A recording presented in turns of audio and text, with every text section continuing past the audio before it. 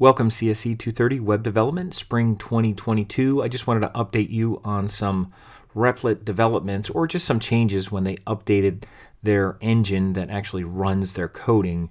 And I'm using an example that I'm using for the typography class, and I just wanted to show you some things.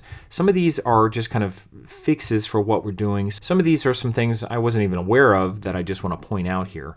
So I'm using body here, and obviously the body of this page, we want to make it narrower. We want to make the line lengths shorter so it's easier to read and you're not up against the edge here. So one thing we could do is actually put a percentage for body, for everything's in body here. So we're going to go in here and put width. Now I'm just going to hit return here and I'm going to start typing width, and I just want to point this out.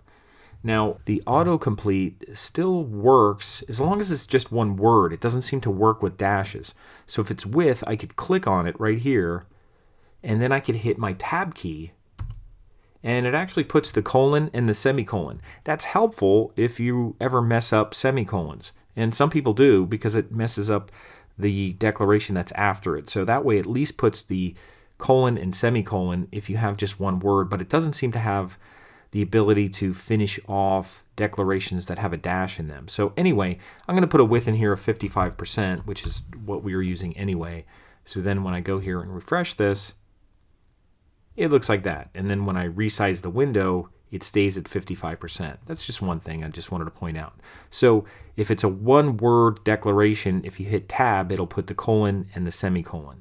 Another thing, if I want to change the background color of this and put like an off-white color, I mentioned that it wasn't working anymore. Well, it actually does work, except what you have to do is put background. Now, if you see background coming up, you could click on it, except if you hit tab, it's going to do just background. So you have to go in here and put dash color. And then inside here, to get the shortcut, if you remember, if we did something like antique white, it would not, oh, actually, now it's working. It didn't work before.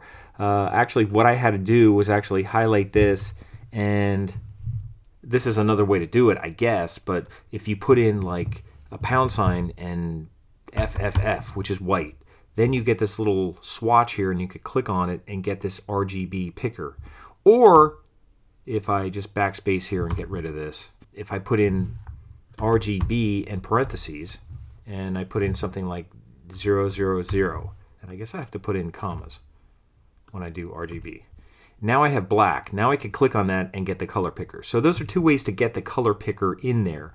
It wasn't working before, but actually looks like it's working now. Let me try that again. Antique white, and now it's working. So they must have updated that. Maybe some other things will get fixed as they work on them, but that's one little key I wanted to mention, that if antique white in there wasn't working, you could put in a pound sign and put hex colors.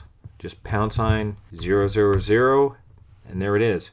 Put your semicolon, and now you could click on here, right on here. You don't have to hover, just click on it, and then you could pick any color. I'll go into my, yellows here and pick a nice off-white, hit enter, and then use that and refresh.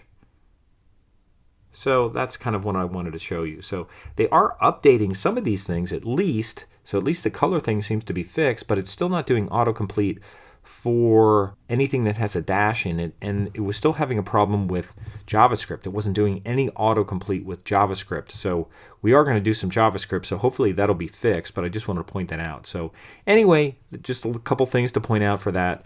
And we'll talk to you later with exercise 11.